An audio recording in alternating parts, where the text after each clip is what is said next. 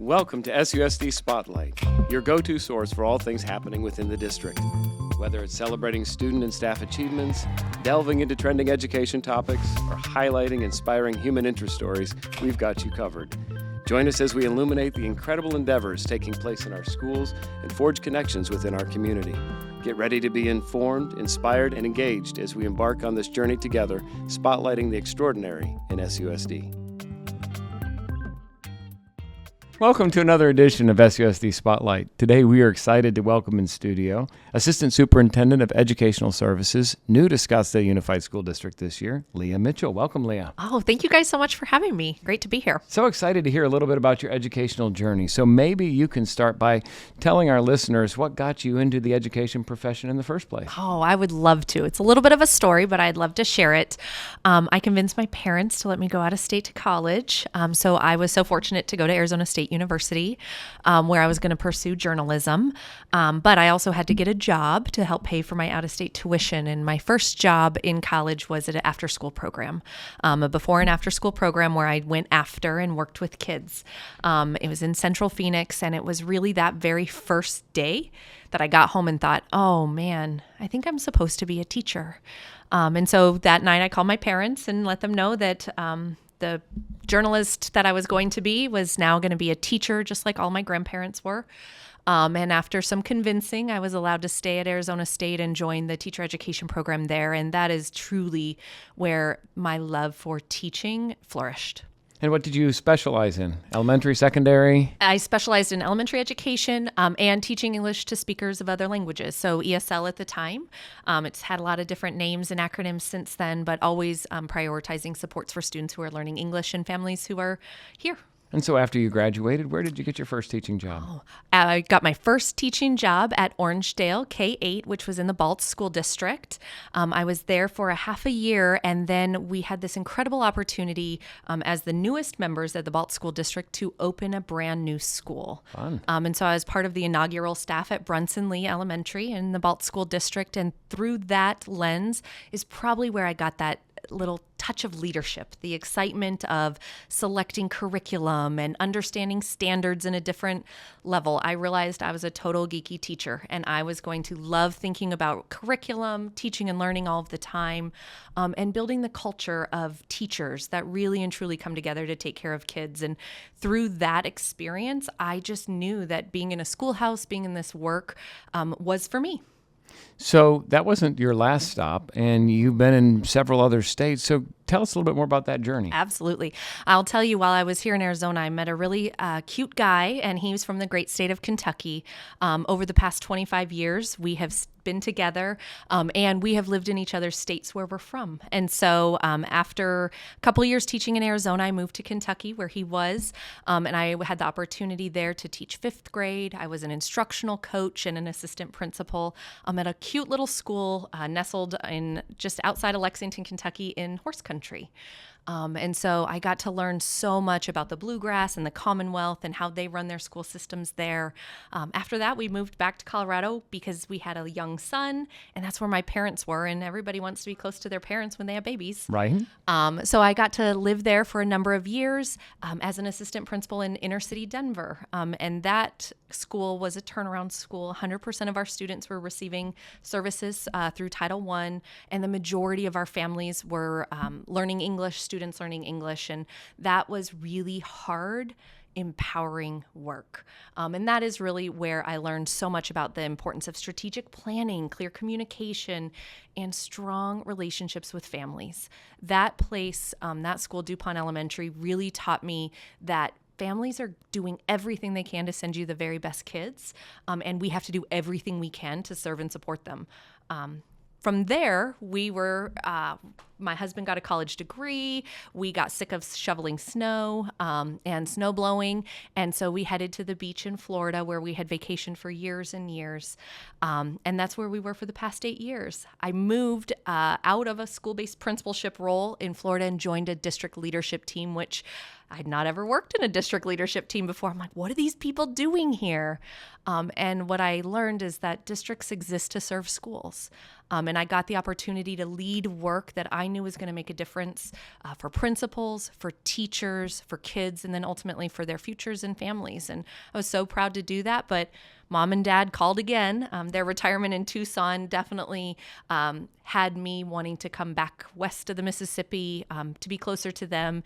And I was so excited when I saw that Scottsdale had a position, and the great work you guys are doing here. It just felt like an awesome opportunity. What does it mean to you to return back to Arizona? And then additionally, how do all those different perspectives and experience now lend itself to what you do here for us? You know, it feels sometimes when I'm back thinking, why did we ever leave again?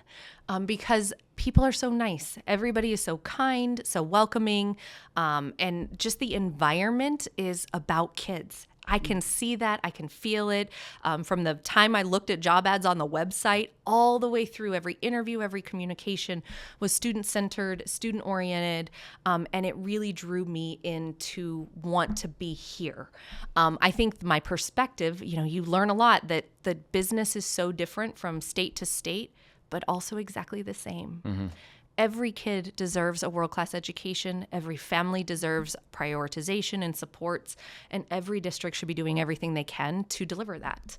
And so the perspective I have, I think, is just different ways to generate solutions. Also ways, I tried that before. Let's not do it that way. And so I just think it's a unique perspective, but I'm also excited to learn and grow from what you guys have been up to. It's really awesome work here. Well, our why is always because kids. But this year our theme has been to elevate excellence. That is what we're doing. It's what we're all about. And I'm curious what you see as an opportunity, especially as it relates to teaching and learning, to elevate excellence. Oh, thank you. That's a great question. There's tons of opportunities, of course, always to elevate excellence. I think in the teaching and learning realm, when we think about elevating excellence, we make sure every single kid has high expectations for them every day. Mm-hmm. And a bad day on a Tuesday does not result in a bad day Wednesday, Thursday, and Friday. It results in a fresh day, a fresh start, and teachers truly believing that their kids can. And they do that with their words, but they also do that with grade appropriate assignments, standards-based quality instruction, meaningful engagement, where they're working on building team and collaborative structures with students, but also with a focus on academics and raising achievement for each and every one of them from where they are. So not everyone knows what educational services happens to represent. It's a pretty big umbrella. If you talk about a building, they understand the elementary school. Talk about finance, you generally have an idea. Transportation, people know that, school buses. Yeah. What is encompassing in your educational services department, or what are all the component parts? Yep. No, thanks for that question. The component parts are really, if you visualize what's going on in a classroom every day and in a school every day, our departments work tirelessly to support those things. So in the teaching and learning department, we are acquiring high quality instructional materials, textbooks, curriculum maps that teachers are using to design lessons and deliver quality instruction. They're doing that in English language arts, mathematics, science, social studies, all of the core content areas, and ensuring that we're meeting and exceeding academic expectations in Arizona. We also have departments that are really focused on students' exceptionalities and ensuring that no matter how you come to school, if you're above grade level, if you're struggling, if you need additional supports to reach your goals, that you have those in place, whether it be through individualized education plans, gifted services, additional supplemental supports at your school level. Our departments are working tirelessly for individual children and families. And then we also like to wrap it all up with making sure we're assessing, keeping our eye on the prize and monitoring our students' learning. Are they growing? Are they keeping up? How are teachers doing? And so through assessment and accountability in our student information systems, we're really able to track and monitor data in a meaningful way. And really putting all of that together, it is a puzzle and it is complex, but we are there to support each human in the school and what they're up to. Are you able to get out to the sites, or is much of the work you do driven from the district here? Well, that is also a really great question. Ideally, you always want to be at the school sites. And so to only work at a district and not ensure that the work you're producing and the service you're offering is meeting the needs would be absent, right? And so I think it's important to be in schools. Just today, I sent out my first round of, hey guys, I hope you're having a great first few days. I'd love to come visit. And I think I did 10 schools, and within the first 2 hours, I had 10 appointments. And so it's just telling the community you have here, the leaders you have here, they want to show what they're doing. They want investment in their teachers and in their leadership, and I'm just very excited. You cannot lead educational services and not be tightly connected to the work happening in schools every day. It's magic. I mean, you walk into the classrooms and you get a feeling right away, right? 100%. I mean, it's when I'm in a school, even if it's a new to me, new town, I get that exact same feeling as like my first day as a teacher. You know, you act towards kids like you've known them forever, and they're like, "Who is this strange lady?" I'm like, "Are you guys ready for a great day of learning?" Like, yeah. Sure. But it's magical. It's joyful. And that is truly what schools are about, pursuing learning in a joyful way. And that's what I'm here for. So as we think about elevating excellence across our district, and as you learn the members of your team, their strengths and the opportunities for improvement, if we look to the future, what will a successful year look like for you? Ooh. It's a great question. I think a successful year for me looks like strong relationships with school leaders, with teachers and families, but also with those that I lead and serve. I want them to know that I have their back, but I also have consistent high expectations and that together we're going to reach those.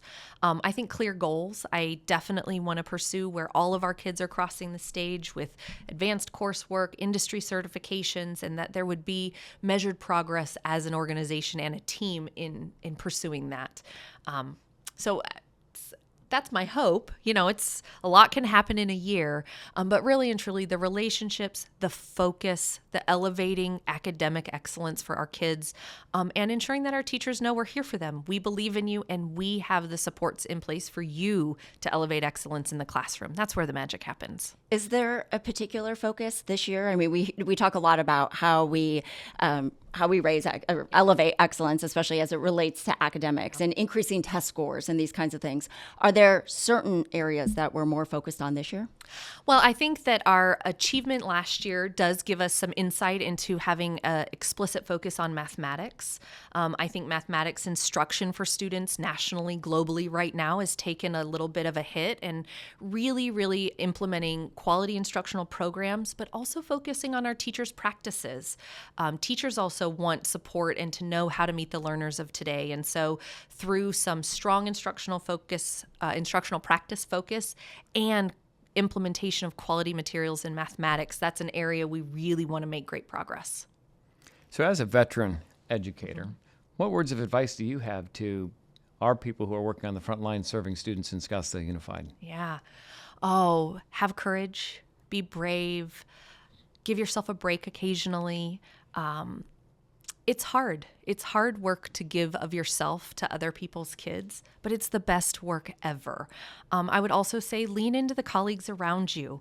Being back now 20 years later, I still, the first 2 weeks back, called all of my friends that I taught with my first few years, and we are still connected.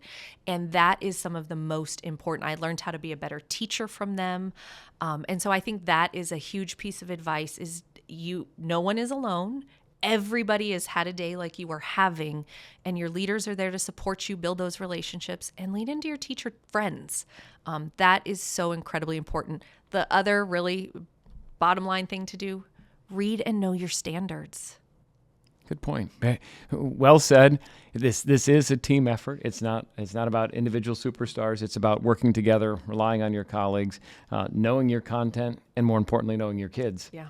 When we think about the opportunities to celebrate and elevate the profession, I always like to ask our guests if there's a particular teacher who made an impact in your life that you would like to acknowledge. Of course, but does everybody get emotional during that question, or is it just me?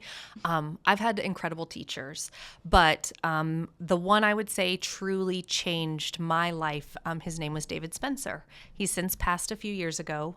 He was my first professor in the College of Education at Arizona State University. The group of us called ourselves Spencer's Kids. We still do. And we're still in touch. And he rooted us in the power of seeing a child for who they are and ensuring that you're delivering quality instruction for them and supporting their family. over and over. And he built this community for us of fledgling teachers where he told us it was going to be hard. And he told us that we would want to give up. But he inspired and encouraged us with real stories and real work. And it's never left me. Not one day since then. Even when he passed, his wife was a teacher at ASU, also a really incredible professor, and we all stay in touch. He made a huge mark on me and tons of teachers in this country, which means thousands and thousands and thousands of kids. It's always a point of gratitude for me when we hear these stories and you recognize the ripple effect that an individual teacher can have, changing the life trajectories for so many in our community. So thank you for sharing that story. We want to thank you for tuning in and listening to SUSD Spotlight, and encourage you to sign up on your favorite podcast channel and listen to more exciting stories about the great things happening in our school district. We'd also like to encourage you to pitch us more ideas for future episodes by logging on to our website, susd.org/spotlight.